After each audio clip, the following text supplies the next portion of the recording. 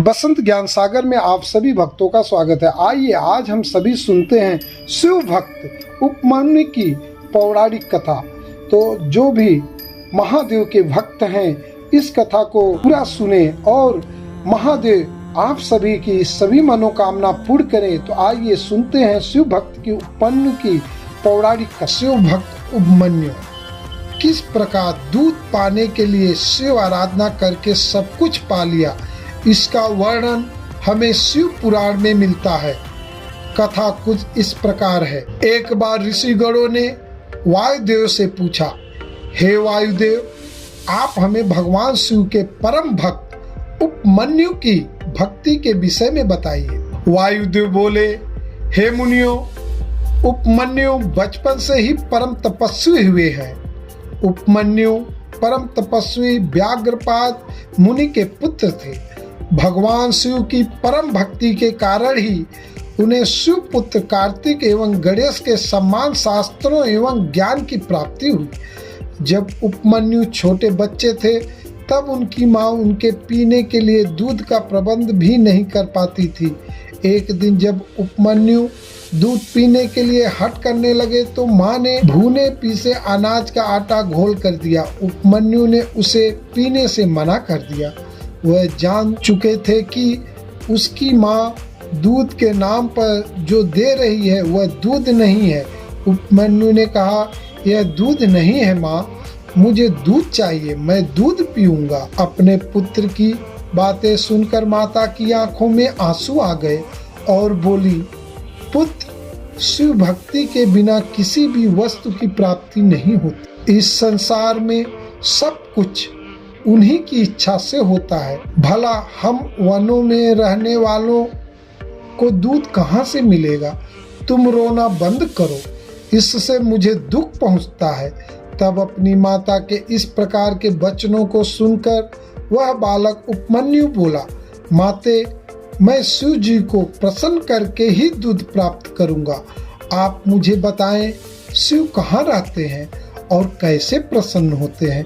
तब माता बोली, बेटा, भगवान शिव तो सर्वत्र विद्यमान हैं।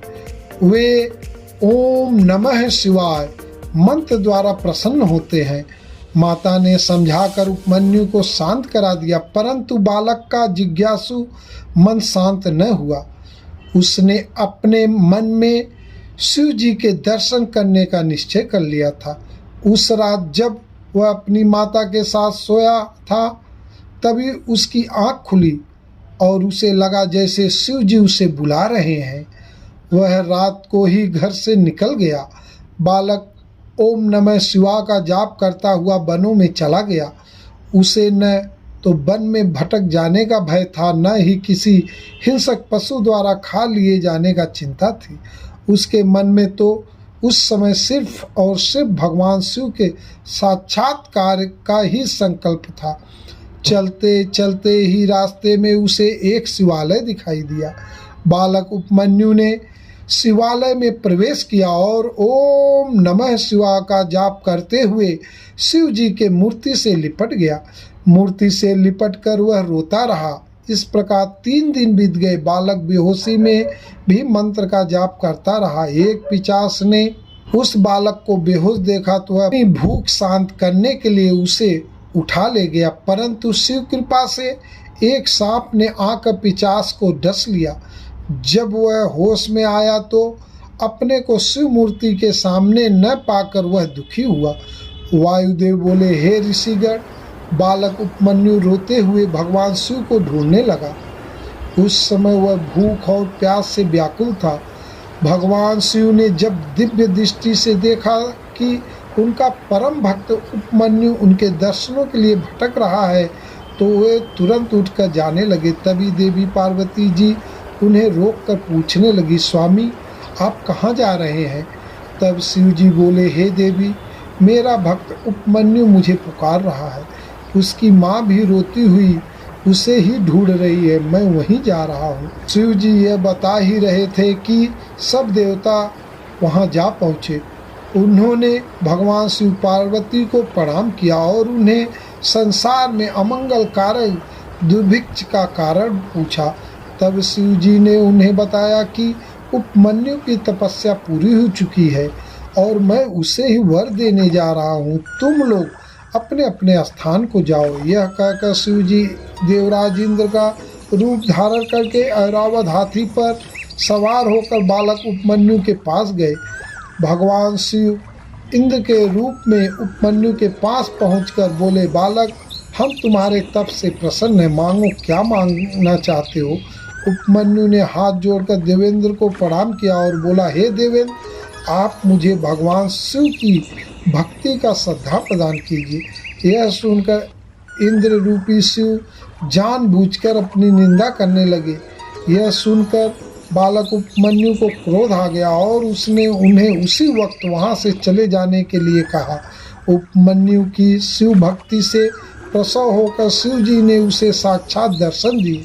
शिव जी को सामने पाकर उपमन्यु उनके चरणों में गिर पड़ा और उनकी स्तुति करने लगा। तब उसे गोद में लेकर शिव जी बोले, उपमन्यु, मैं तुम्हारी भक्ति से बहुत प्रसन्न हूँ।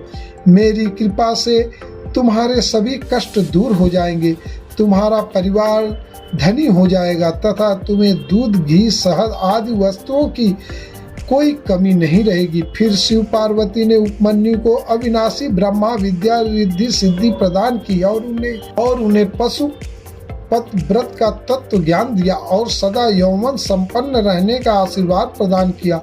भगवान शिव के आशीर्वाद को पाकर उपमन्यु कृतार्थ हो गया और बोला, हे देवादिदेव महादेव कल्याणकारी सर्वस्व, आप मुझे अपनी भक्ति का वर प्रदान करें। मेरी प्रीति आप में सदा बनी रहे। मैं संसार में आपकी भक्ति का ही प्रचार करूं। शिव जी ने प्रसन्न होकर कहा, बालक, जैसा तुम चाहोगे वैसा ही होगा, तुम्हारी सभी मनोकामनाएं पूर्ण होंगी। यह कहकर शिव देवी पार्वती सहित अंतर्ध्यान हो गए और उपमन्यु प्रसन्नता पूर्वक घर लौट आया। तो दोस्तों, इस तरह इस कहानी का अंत होता है।